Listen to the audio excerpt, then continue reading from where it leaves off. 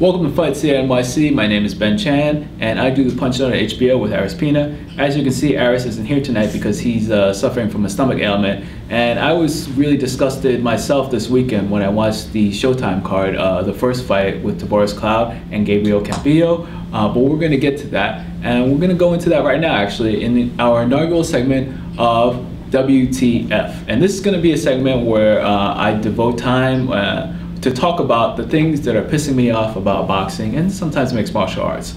For today's inaugural segment, we're going to talk about what transpired on Showtime Saturday night between Tavoris Cloud and Gabriel Capillo. Now, if you watched the fight, it was a good one.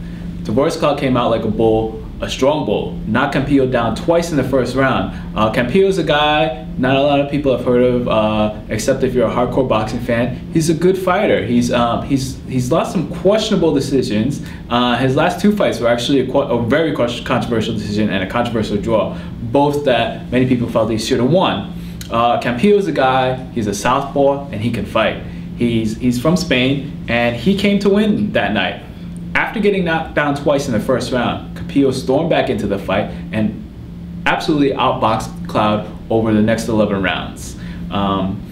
There's usually, you say about a fight, well, there were some rounds that could have gone this way, there were some very close rounds. There weren't a lot of very close rounds. Capillo won the majority of the rest of the fight. Maybe Cloud won 2 rounds. If you're charitable, maybe you gave him 3 rounds, but Capillo took control of the fight, and he did so by boxing, by using his uppercuts and his hooks. And Cloud just doesn't know how to fight going backwards. He's a good, strong fighter, but he doesn't know how to deal with southpaws, and he doesn't know how to deal with guys who are crafty boxers, which Capillo is. Now, unfortunately, then the fight ended up in the judges' hands. And one judge saw the fight correctly and scored it 111-115 for Capillo. The other 2 judges scored it 114-112 for Tavoris Cloud. Now, sometimes, as I said, you can say there were close rounds that could have gone here or there. This fight, there weren't close rounds at all. The rounds that Capillo won, he won decisively, all right? But that's not the worst scorecard. The worst one was the last one. The judge who had it 116-110. WTF, what is that? What fight was this judge watching? Now, the 2 judges that had it for Cloud have 1 championship fight between them. And I don't understand. I know that judging fights is hard. I know it's a learning process and you have to watch a lot of fights. This wasn't that hard of a fight to score. Sometimes you say, well, we awarded the fighter who was coming forward and being aggressive all night. That was Capillo. He was the one that was moving forward all night. Tavoris Cloud was fighting going backwards. He wasn't landing crisp punches. Capillo was controlling the ring, so the ring generalship points have to go to Capillo. Capillo had the better defense. He was blocking, or actually rolling with a lot of Tavoris Cloud's punches. And Tavoris Cloud is a strong puncher, as he showed in the first round by knocking Capillo down twice in the first round. But Capillo had the better defense, and Capillo throughout the fight landed the cleaner punches. He shook Tavoris Cloud a couple of times. Now, Capillo doesn't have a knockout punch to his own detriment, but you know what? You don't have to win every fight by a knockout. And just because you don't win a fight by a knockout doesn't mean that the judge should give the fight to the other fighter. And this is an absolute travesty. I totally disagree with the decision. There were a lot of other people who disagree with the decision, especially even the announcers for the night, Al Bernstein, who knows a lot more about boxing than myself, and a lot of people. So WTF, what the hell is that? My hat's off to Gabriel Capillo for coming from Spain, being a guy who was basically sent in to be an opponent, and this was a last-minute opponent. I think Cloud only had 2-3 weeks to prepare for a southpaw, and you could tell this is a guy who's not used to fighting southpaws and not used to dealing with guys who could box. Capillo's a real fighter. I would love to see him fight again. I'd love to see a rematch, although honestly, I don't think Cloud really deserves a rematch, but Cloud retains his title, and I hope Cloud and Capillo rematch again, and I think Capillo is going to do the same thing unless somehow Cloud learns how to box. Now, on the main event on the card, not a controversial decision at all. This was a unanimous, Paul Williams won a unanimous decision over Nobuhiro Ishisda. Ishisda, as you can remember, is the guy who knocked out James Kirkland in his comeback fight, in Kirkland's comeback fight.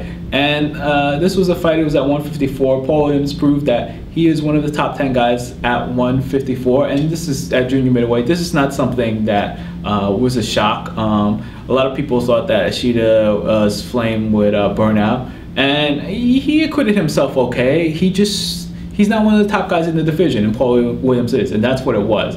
Now, in terms of whether Paul Williams is completely over getting knocked out by Sergio Martinez, maybe he is, maybe he isn't. He's a good fighter. He's a good fighter. Nobody said that he's a bad fighter. He's a good fighter. He still's got some holes in his defense. Ishisda tried to take advantage of them, but Ishisda he doesn't have the power. I mean, he showed some power against Kirkland, but he doesn't really have real knockout power, and he couldn't take advantage of those openings that were there. So hats off to Paul Williams, and this is kind of, I guess, his comeback. This is his announcement that I'm back. I'm one of the top guys in the division, and we'll see where he goes from here.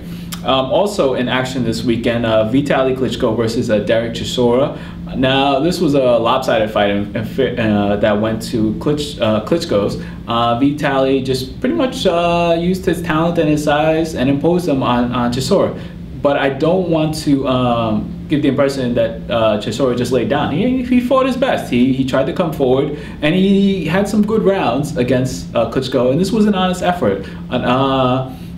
Basically the opposite of what David Haye did when he got his chance. But the headline from this fight was the press conference after the fight, where Chisora and David Haye actually got into it, and it turned into a very WWE-like kind of scene. Chisora went into the crowd, and there were punches thrown, and the entourages got into it. There was a lot of yelling, and at one point Chisora talked about shooting David Haye and all kinds of things. It was a bit ridiculous. It seemed kind of staged. Maybe it was, maybe it isn't. Chisora seemed legitimately pissed, so probably wasn't staged. But at the same time, we don't need attention in boxing for that, especially after last week's fiasco in Argentina, where after a Filipino fighter TKO'd the Argentine fighter, there was a riot. We don't need things like this. So they're talking about making a Chisora David Haye fight. Honestly, I don't really care to see David Haye back in the ring again. After his whole thing where he came into the fight, where he was talking all this crap about Klitschko, and then came in and basically laid down and then blamed his big toe for his effort. I'm not interested in seeing David Haye in the boxing ring again. I hope he stays retired. But hats off to Derek Chisora. Dude, just be a fighter. Don't be, one of those WWE guys. Just stick to in the ring kind of stuff, okay? Now, also in action this weekend, and this is something that you'll want to catch. You can find it on YouTube if you go there and search. You had Adonis Stevenson knocking out Jesus Gonzalez. Now, this was a super middleweight fight. This was thought to be a pretty good matchup between two guys.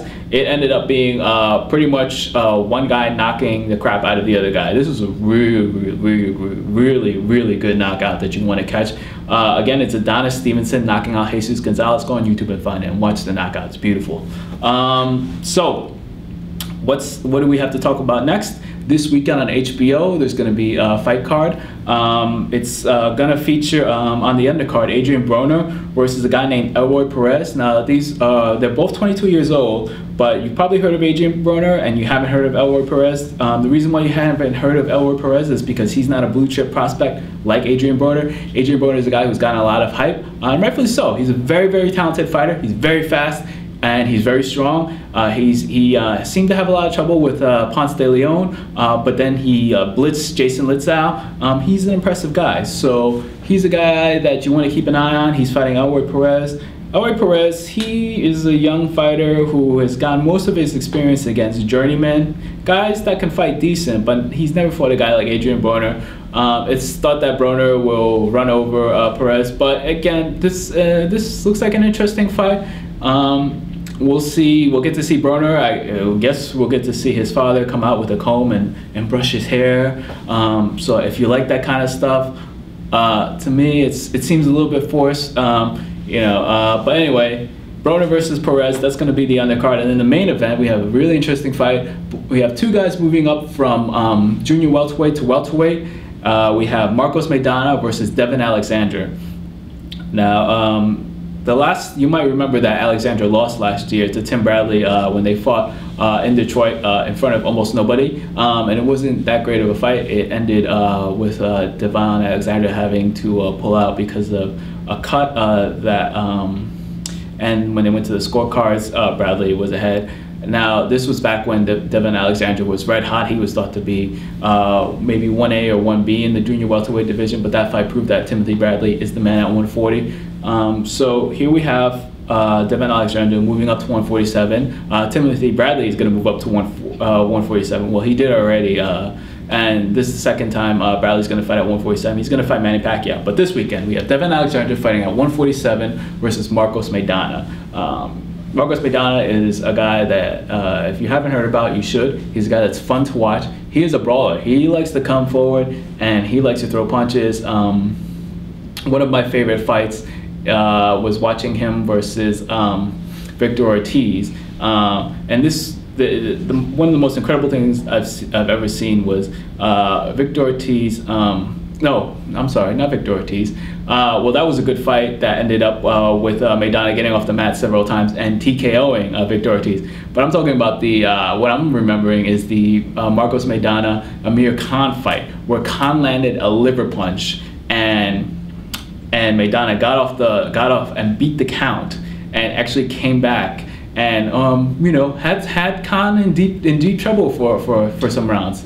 And if nobody, very well, I won't say nobody because Marcos Maidana did. Very few people can get up from a liver punch.